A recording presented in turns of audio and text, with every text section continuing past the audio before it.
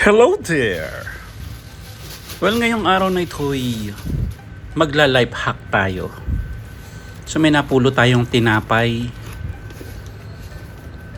Siguro ang tinapay na ito'y nung January pa, pero parang pwede pa naman.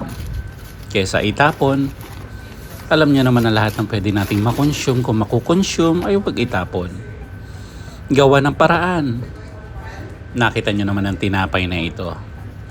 Talaga naman, saksakan na ng kunat dahil sa sobrang tagal. Pero ayokong itapon. Lamantian din yan. Tama, pwede pang ipanampal sa kapitbahay nyo. So ayan, 3. At eto, inago ko muna dun sa mga daga. Nakain na nila yung kalahati. Sabi ko sa kanila, papalaman na natin para naman ganahan silang kumain. Minsan-minsan, itreat din natin ang mga pesting animal na yan ng kahit papano'y, kahit isang araw ba. Ayan. Ito yung paborito rin ng kapitbahay namin. Sa kanya ko rin napulo ito eh. Kaso nga lang yung pamilya na yon, parang ewan ko, kakaiba. Ayoko naman pakialaman ng buhay nila. Pero nakita ko yung biyanan. Kasi yung asawa nun, yung biyanan niya, doon nakatira. Biruin mo yun. Hindi ko kaya yun. Sobrang damot. Humihiram lang ako ng lagari. Hindi ba naman ako pinahiram? Talagang nakakainis. Kaya ang hirap din minsan nung nakatira ka sa balai mo o sa asawa ng magulang mo. Kaya nga sabi ko sa kumpare ko, bakit mo natatagalan tumira dito? Kung ganyang ka-impacta ang biyanan mo. Sabi naman niya, mahal ko ang misis ko. Siguro nandun ako. Teka. Para nagiging marites na ako.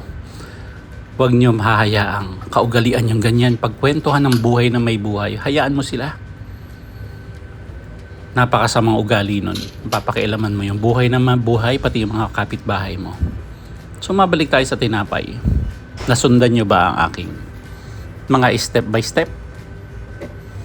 Pero nakita niyo, asawa naman nung pareho pa rin yung asawa rin nung kapitbahay ko na yun. Yung kumpare ko, abay may tinatagong kababalaghan. Gabi-gabi nakikita ko dyan sa kanto.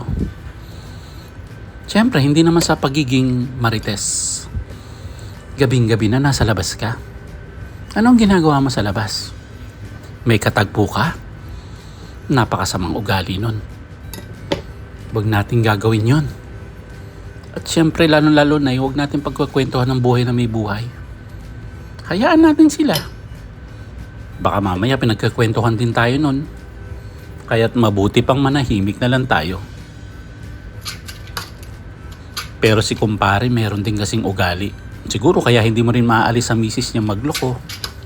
Itong kumpare ko na to'y talagang, hindi naman sa pagmamalinis. Talagang may pag-uugali rin siyang hindi maganda. Kahit naman ako ang misis niya, magluloko din ako.